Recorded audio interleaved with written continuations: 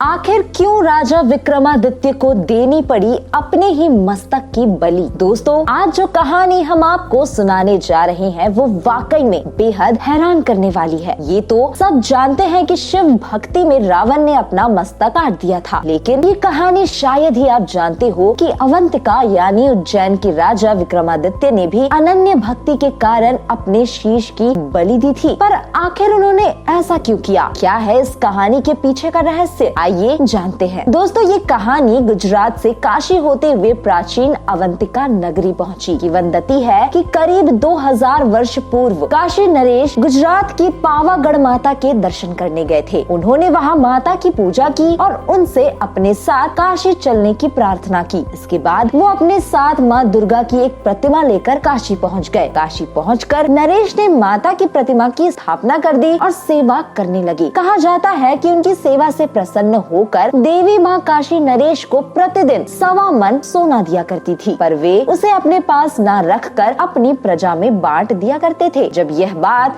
अवंतिका तक फैली तो वहाँ की प्रजा काशी के लिए पलायन करने लगी। उस समय अवंतिका पर राजा विक्रमादित्य राज कर रहे थे। वे जनता के इस तरह से पलायन को लेकर चिंतित हो गए। तब चिंतित विक्रमादित्य बेताल के साथ काशी पहुँचे। वहाँ उन्होंने बेताल की मदद से काशी नरेश को गहरी निद्रा में लीन कर दिया और स्वयं माँ की पूजा करने लगे। तब माता ने प्रसन्न होकर उन्हें भी 1.25 मन सोना दिया, लेकिन विक्रमादित्य ने वह सोना काशी नरेश को लौटाने की पेशकश की। पर काशी नरेश पहचान गए कि ये कोई साधारण मनुष्य नहीं बल्कि राजा विक्रमादित्य है। उन्होंने तत्काल कहा कि तुम क्या चाहते हो? तब विक्रमादित्य ने माँ को अपने साथ ले जाने का अनुरोध किया। इस बात को सुनकर काशी नरेश हैरान हो गए और वो इसके लिए राजी नहीं हुए। उनके ना मना करने पर विक्रमादित्य ने 12 वर्ष तक वहीं रहकर तपस्या की। माँ के प्रसन्न होने पर उन्होंने 2 वरदान मांगे। पहला वह अस्त्र जिससे मृत व्यक्ति फिर से जीवित हो जाए और दूसरा अपने साथ अवंतिका चलने का। तब माता ने कहा वे साथ चलेंगी, लेकिन जहाँ तारे छिप जाएंगे वहीं रुक जाएगी। लेकिन उज्जैन पहुँचने से पहले तारे अस्त हो गए। इस तरह जहाँ पर तारे अस्त हुए माँ वहीं पर ठहर गयी। इस तरह वह स्थान तरावली माता के नाम से प्रसिद्ध हुआ। तब राजा विक्रमादित्य ने